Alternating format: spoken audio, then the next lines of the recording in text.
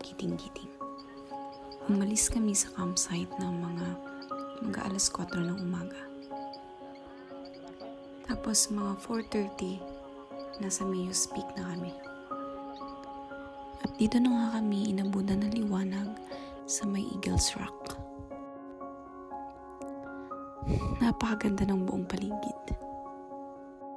Sobrang layo pa namin sa dulo pero grabe na yung saya ng puso ko. Sulit yung mga pagod, sulit yung unli assault, sulit yung paggising ng sobrang aga. Maswerte din kami na kami lang yung grupo na umakyat nung araw na to. Solo namin yung bundok. Solo namin yung trail. Walang traffic.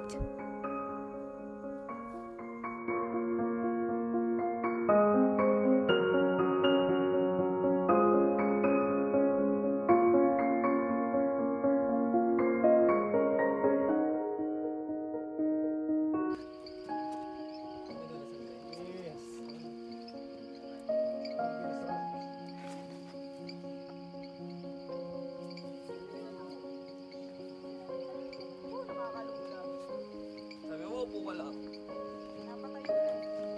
Uy, tapang naman pa mo. Hindi.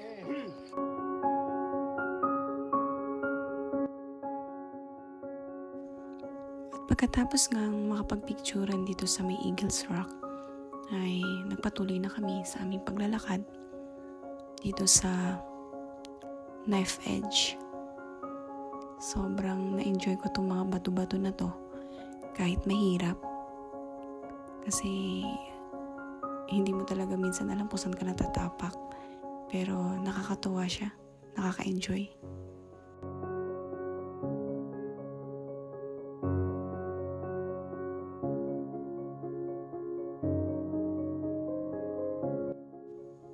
Habang binabaybay namin yung kahabaan ng Knife Edge, biglang pumapasok sa isip ko yung mga nakita kong video na mga inuulan sa trail na to. Sa isip ko, itong ang ganda ng panahon, talagang nahirapan kami. Lalo pa siguro yung mga inuulan talaga at naglalakad dito ng sobrang mahangin, sobrang delikado. Kaya naman, salamat talaga Panginoon sa napakagandang panahon.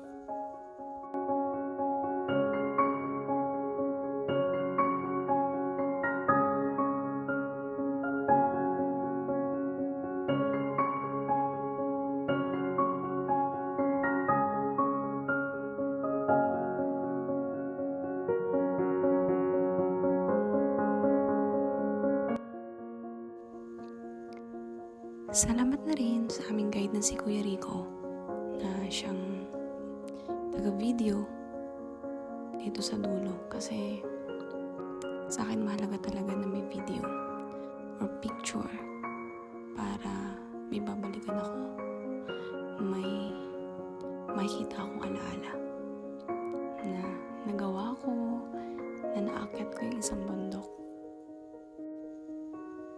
Kasi diba, gusto natin na ewan kung ako lang to or kayo din. Gusto natin na pagtanda natin, may babalikan tayong mga alaala. Mga alaalang masarap balik-balikan.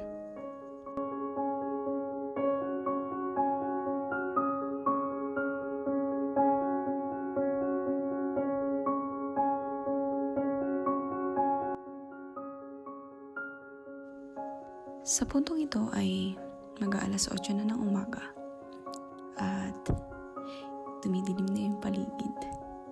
Nag-foggy na siya. So, inihanda ko na yung sarili ko na anytime pwedeng umulan. Sobrang kunat na ng mga ahon dito. As in, kailangan talaga malakas yung upper body mo. Pero kahit nakakahingal at nakakapagod siya, gaya ng mga sinasabi ko kanina pa, sobrang nai-enjoy ko siya.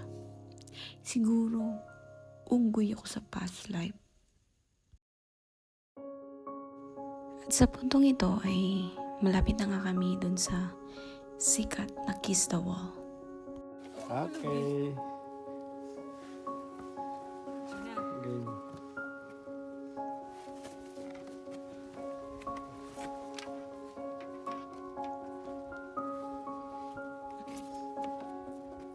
Kiss the Wall. Bakit sa video mahirap? Yung parang ang tagal. At yung mga video nila ang hirap. Parang saglit lang pala.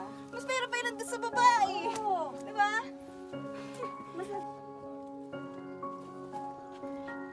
Sa part naman na to ay malapit na kami dun sa Maple Spring. Sakto kasi medyo paubos na rin yung mga tubig namin. Makapag-refill na kami.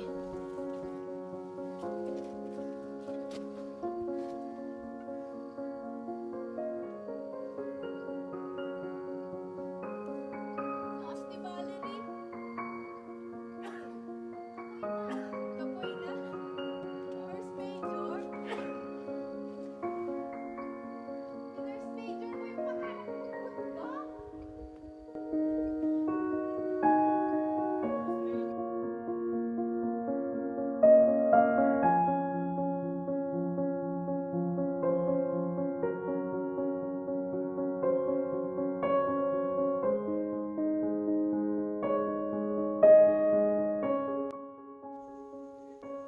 Dumating naman kami sa Maple Spring ng mga 8:40 a.m. So yun, tumambay kami doon. Hindi na ako masyado nakapag-video din. At parang paubos na yung lakas ko. At pagkatapos nga makapag-refill ng tubig sa Maple Spring ay nagbaybay na ulit kami ng lakad papuntang Peak of Deception. Grabe yung view. Tingnan nyo naman yung mga ulap. Grabe. Para kang nasa langit na.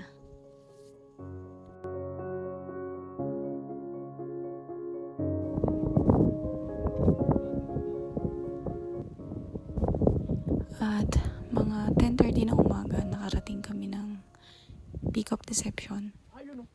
Tapos tumambay kami saglit doon. Tapos, yun na. Lakad na ulit. Ito na yung part na malapit na kami dun sa 90 degrees na wall na aakitin.